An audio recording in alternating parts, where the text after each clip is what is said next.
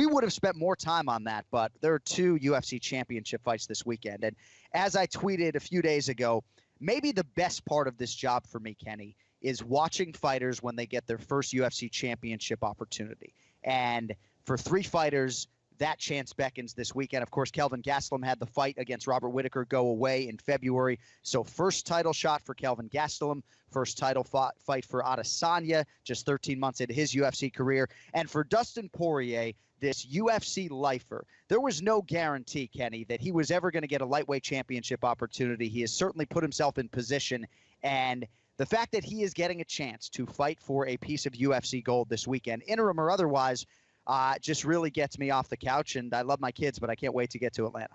There's so much to love about this fight in general. There's so much intrigue around this fight. I've been going back and forth on who I thought or who I think is going to win this fight.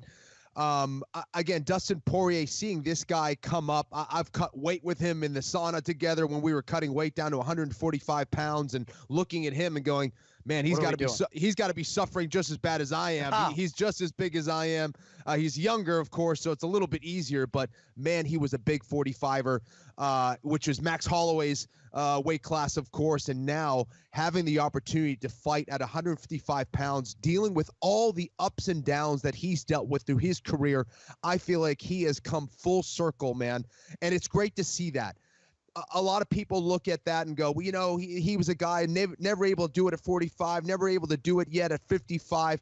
It's his persistence and his dedication to martial arts that has allowed him to be in this situation right now. I think he's as good as he's ever been. He has been evolving and improving, both mentally, physically, spiritually, but the same can be said for Max Holloway, the 145-pound champion, a guy who has looked pretty invincible at that weight class, will go down perhaps as the best featherweight of all time. He has defeated who was the best featherweight of all time, in my opinion, in Jose Aldo, twice by finish. He is sharp. He is smooth. He is confident. He is also improving and evolving as a fighter. This just might be his weight class at 155 pounds now moving forward. I am fascinated by this fight, man. I can't wait to break it down with you. So Max Holloway has won 13 consecutive fights in the UFC. And unreal. There aren't a lot of double-digit winning streaks in UFC history. It began January 4th, 2014. I'll run through his opponents very quickly. Will Choate, Andre Fili, Clay Collard, Akira Corisani, Cole Miller, Cub Swanson, Charles Oliveira, Jeremy Stevens, Ricardo Lamas, Anthony Pettis, Jose Aldo ×2, Brian Ortega, future Hall of Famer, moving up, trying to become a 2-division champion this weekend. He's a 2-1 favorite to do so. I agree with you. I think he's going to do his best work, 155 pounds. I think this featherweight run that he is on currently is going to be something historically that is very difficult to top, even though there are only a handful of championship defenses thus far for Max Holloway. But for Dustin Poirier, right, if Tony Ferguson signs on the dotted line and takes this fight at UFC 236, then you're looking at another 18 months for Dustin Poirier potentially to get his first UFC championship opportunity. And all the while, he's going to have to beat another 1 or 2 of the best 155-pounders in the world. So when you get this opportunity, even though it may not be on the perfect timeline, I think if you're Israel Adesanya, maybe you would have liked a little bit more time for this Kelvin Gastelum fight after just fighting Anderson Silva back in February. Sometimes you got to take the chance, and it is coming Dustin Poirier's way. He's an underdog, but I'm excited to see what the King of Lafayette, Louisiana can do against a guy in Max Blessed Holloway that just might be the best pound-for-pound fighter in the world today. So a very exciting main event, and we'll get Ken Flo's prediction a little bit later. Longo's got a pick for you on this.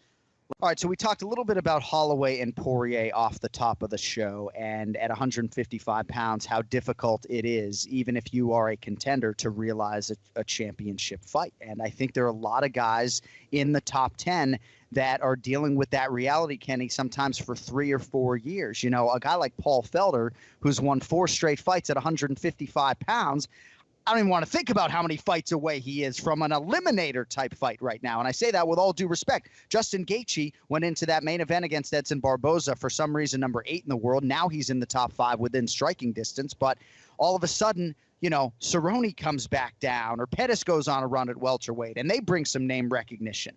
And Khabib, of course, is going to defend against the winner of this fight. It's just, it's just hard, man, at 55 to realize these chances. And I'm very excited to see which guy can maximize it this weekend, Max or Dustin. Yeah, without a doubt, man. I mean, listen, this is a sport that is also entertainment, right? So it's a business, and the way that these matches are being put together obviously aren't being based solely on rankings. And let's be honest, there's a lot of luck involved in it as well, as far as timing. Being injured, not being injured, being at the right place at the right time, how many people are watching you fight, what kind of business are you bringing to the UFC? What kind of name are you? How much excitement are you bringing to the octagon? Who did you call out or not call out? There's so many factors in putting these fights together. Not all the fighters are going about it the right way, or whatever you want to call it. So Dustin Poirier was at the right place at the right time, and it worked out for him, and he's in a great position to be a belt holder here in the UFC. And for a moment there, with Tony Ferguson's name being a prominent factor, it looked like maybe he was going to be in the wrong place, despite putting the resume on paper. So, and this is the type of fight, too. I think if you're Dustin Poirier, even if you're injured, you ain't pulling out of this one, I mean, because you can be sure if he gets that new UFC championship belt and brings that to Louisiana and puts it on the mantle, he ain't going to care that it's an interim championship belt. You know what I mean? Like, that has been the goal, is to go home. And Kelvin Gastelum, he's had the hashtag on a mission for gold for 6 years now. I really don't want to hear about the interim asterisk this weekend, because these are two huge fights, and I can't wait to call them, Without a doubt, man, there are so great fighters who will never, ever fight for a belt in the UFC. So just getting an interim belt alone is an impressive accomplishment. Again, they're not setting you up against some chump. It's always going to be a difficult fight against another great fighter with a lot of momentum.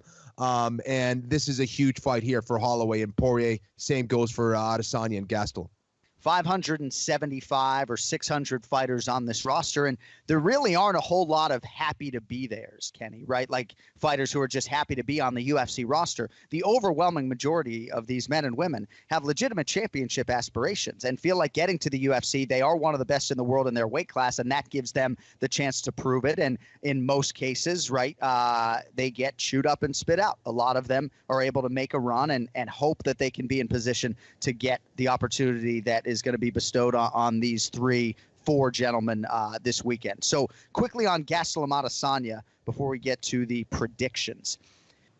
So Kelvin Gastelum didn't have a chance to compete back in February, and that was very difficult for him, but certainly will try to take the momentum of that training camp into this one and beat Israel Adesanya, a very different challenge that Robert Whittaker would have been. Now, when Anthony Smith got the chance to fight John Jones, he was hoping to fight him in July. Okay. Instead, he fought him in March, and now is going to fight Alexander Gustafsson before we even get to that July date. I mentioned earlier for Adesanya, and again, this is really just speculation. We'll talk to him on Thursday, that maybe it isn't the ideal timeline for his first UFC title fight. What do you make of that circumstance in terms of this fight? The fact that it's a very quick turn back into a championship training camp for Adesanya, and for Gastelum just dealing with the mental hurdle that was not competing back in Australia in February. Well, I think there's two conflicting things at play here with Adesanya's turnaround here. You look at his career, he has been extremely active. He's had a lot of success being extremely active and having these quick turnarounds in the UFC. If I'm not mistaken, John, I believe he has been the most active UFC fighter, or certainly one of the most active UFC fighters in the last couple years. Yeah, he would have to be. I mean, He debuted February 11, 2018. He's 13 months in, 5-0. Yeah, and it served him well. I mean, you look at it, he's undefeated, some impressive performances. Here's the other conflicting thing at play for me. He's fighting a very different guy in Kelvin Gastelum. You can argue Derek Brunson, hey, that was a wrestler. That's a guy who can take you down. Derek Brunson, to me, while he was a little bit of a threat for sure with his takedown game, seemed so scared when he went out there to fight Adesanya. He seemed intimidated. I don't know if he had an injury heading into that, whatever it was. Right. It seemed like he didn't fully want to be there against Adesanya, and Adesanya was able to make quick work of him because of that. Kelvin Gastelum is a guy that when the lights shine bright, Yep. He comes to fight no matter what. No matter what, this guy loves to fight, and he is going to show all of his skills and more on fight night. His takedowns are going to be more of a threat than Brunson's are, in my opinion. Why? Because he's also not afraid to get in the pocket and be right in that distance to either hit you or take you down. And he's a high-pressure fighter as well. And to make matters worse, has a tremendous chin on him. So for me, I would like to see Adesanya have more time to really drill his wrestling, to get his takedown and distance management and play a little bit more because it is a quick turnaround. So, yeah. Gastelum has great offensive wrestling, and a lot of people think maybe in opportune times he'll lean on it more in this fight than in past UFC fights. 85% takedown defense for Israel Adesanya. Of course, this isn't Rob Wilkinson shooting a double leg takedown. This is Kelvin Gastelum. But it's going to be very interesting. You know, the measurables are pretty scary, right? 6'4" versus 5'9". 8.5 inches in reach flow, 80 inches versus 71.5 for Kelvin Gastelum. But I also thought the 40-cent line move was very interesting, and I think indicative of the fact that Kelvin Gastelum, among other things, great mixed martial artist, well-rounded in every area, but absolutely a big game player, right? Like the get up off your couch fighter with no training camp, he's in my top 5 every day of the week. You know, give me one fighter to win a pro MMA fight with no training camp, give me Kelvin Gastelum.